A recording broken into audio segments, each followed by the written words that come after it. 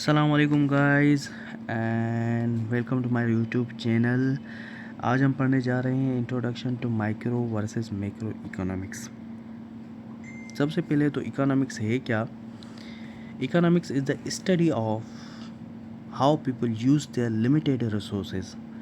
जब हमारे पास एक रिसोर्स या कोई भी चीज़ लिमिटेड होती है तो हम उसको कैसे यूटिलाइज़ करते हैं, कैसे यूज़ करते हैं, इसको सिखाने के लिए हमें इकोनॉमिक्स पढ़ना ज़रूरी होता है कि इकोनॉमिक्स हमें ये सिखाती है कि उस लिमिटेड रिसोर्स को हम कैसे यूज़ करें। इसके जो की आइडियाज़ होते हैं वो scarcity, choices and opportunity cost होती है। स्केयरसिटी तो आपको मालूम है, स्केयरसिटी होती है लिमिटेड कोई भी चीज़ की जो हमारे पास लिमिटेड हो, जैसे कि लेबर हमारे पास लिमिटेड होता है। चॉइसेस भी आपको पता है। एग्जांपल के तौर पे मैंने यहाँ पे लिया हुआ है कि अगर हमारे पास 1000 रुपये है, अब 1000 हमारे पास क्या है, ये हमारी स्केयरसिटी है, ये हमारी लिमिटेड रिसोर्सेज हैं। अब हमें चॉइस क्या करना है, शूज़ या रेस्टोरेंट। या तो हम शूज़ लें या फिर रेस्टोरेंट पे जाके खाना खाएं। अब इन दोनों में से कोई भी एक चीज़ हमें चूज़ करनी है। अगर हमने शूज़ लिया और हमने रेस्टोरेंट छोड़ा, जो हमने रेस्टोरेंट को छोड़ दिया, ये होती है opportunity cost, because we leave it and we prefer to choose buy a shoes. So that's why restaurant is our opportunity cost. अब ब्रांचेस ऑफ इकोनॉमिक्स, ब्रांचेस में मेनली तो दो ब्रांच होती है इसकी, माइक्रो वर्सेस मैक्रो। पर other hand इसकी 22 सब ब्रांचेस है। जैसे मेरा मेजर है थियोरेटिकल इकोनॉमिक्स, वैसे ही इसके ये सारे मेजर्स होते हैं, business economics, development, international economics, etc, सारी इसकी ब्रांचेस होती हैं। पर मेनली जो होती हैं वो दो होती हैं, माइक्रो एंड मैक्रो। सबसे पहले तो माइक्रो, माइक्रो वर्ड से ही हमें पता चल रहा है, एक स्मॉल, एक छोटा था, माइक्रो, माइक्रो लेवल पर स्मॉल पिक्चर।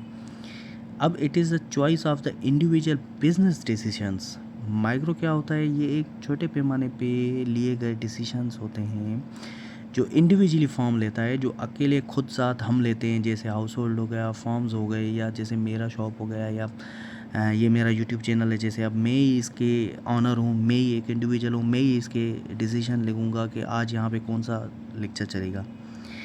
माइक्रो लेवल पे हम फोकस करते हैं डिमांड एंड सप्लाई को, जो उसकी डिमांड एंड सप्लाई की वजह से जो प्राइस पे इफ़ेक्ट होते हैं, जो भी फोर्सेस अप्लाई के होते हैं प्राइस पे, जिसकी वजह से प्राइस अप एंड डाउन होती है, वो हम उन पे फोकस करते हैं। उसके अलावा ये है एक बॉटम अप्रोच है, ये है नीचे से ऊपर तक चलती है, बॉटम अप्रोच होती है। इसका जो मेन कॉन्सेप्ट होता है वो supply and demand and prices पे डिपेंड करता है।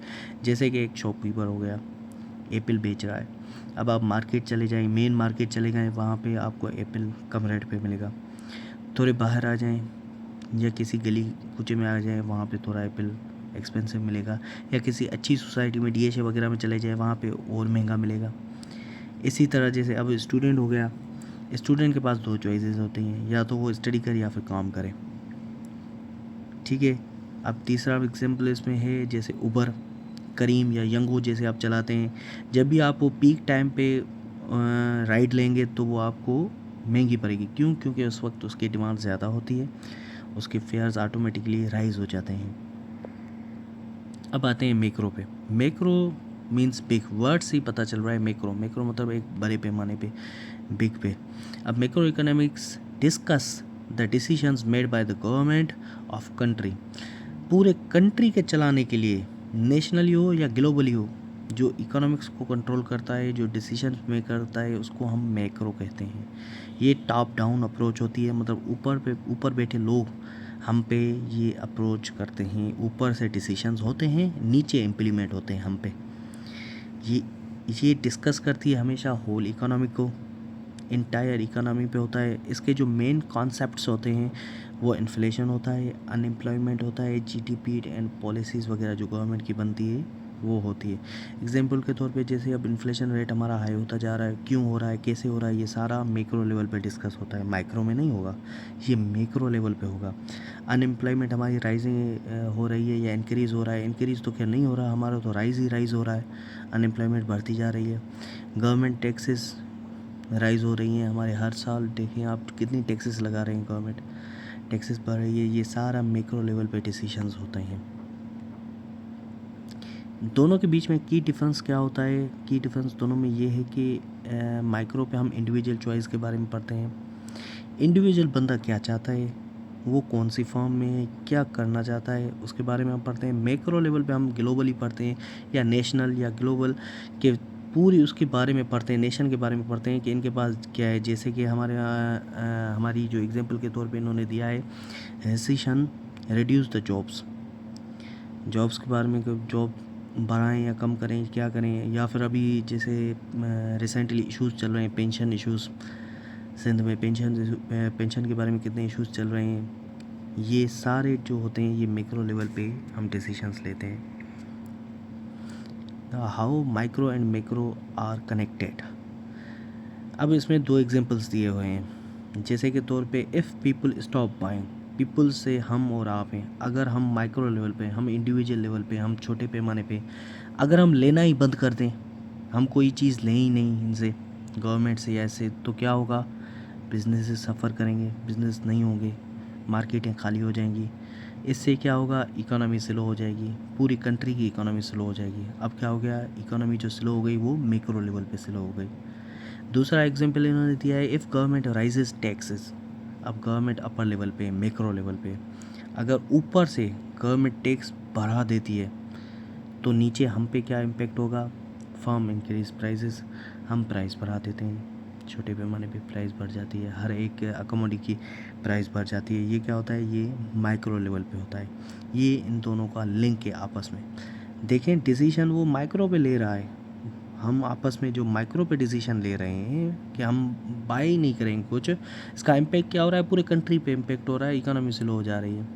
या फिर गवर्नमेंट जो ऊपर से मैक्रो लेवल पे डिसीजंस ले रही है कि भाई टैक्स बढ़ा दो, इसका इम्पेक्ट क्या हो रहा है? हम पे इम्पेक्ट हो रहा है, हम प्राइस बढ़ा दे रहे हैं माइक्रो लेवल पे। ये आपस में हमेशा कनेक्टेड होती हैं दोनों।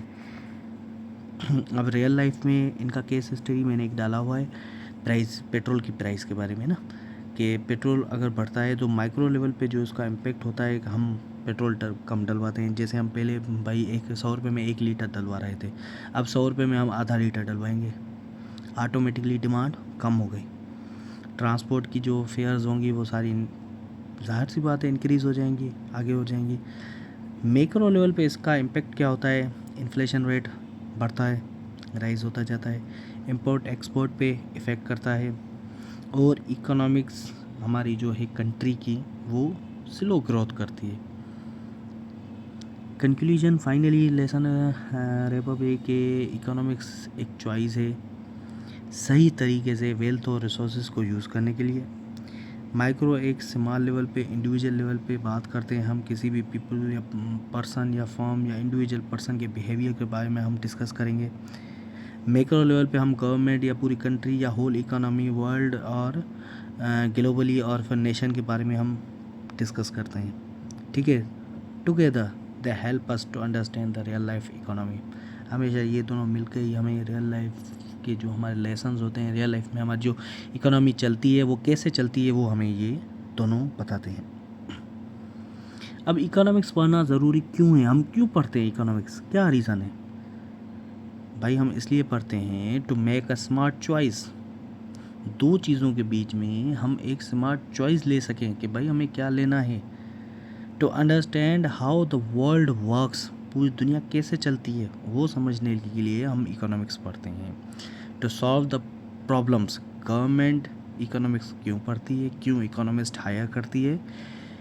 जो प्रॉब्लम्स होती हैं ना, पॉवर्टी हो गया, इन्फ्लेशन हो गया, उनको सॉल्व करने के लिए यूजेस द रिसोर्सेज वाइजली। जो गवर्नमेंट के रिसोर्सेज हैं, लाइक जो मदनियात हमारी निकलती है, लाइक पेट्रोल हो गया, गैस हो गया, या कोयला निकलता है सिंध की तरफ से, उसको वाइजली यूज़ कैसे किया जाए, जैसे जैसे वो वेस्ट ना हो, उसको यूज़ करने के लिए हम इकोनॉमिक्स या इकोनॉमिस्ट हायर करती है गवर्नमेंट। बिकम इन्फॉर्म्ड सिटीज़न, एक अच्छे शहरी होने के नाते से हम एक अच्छा डिसीजन ले सकें, इसलिए हम इकोनॉमिक्स पढ़ते हैं।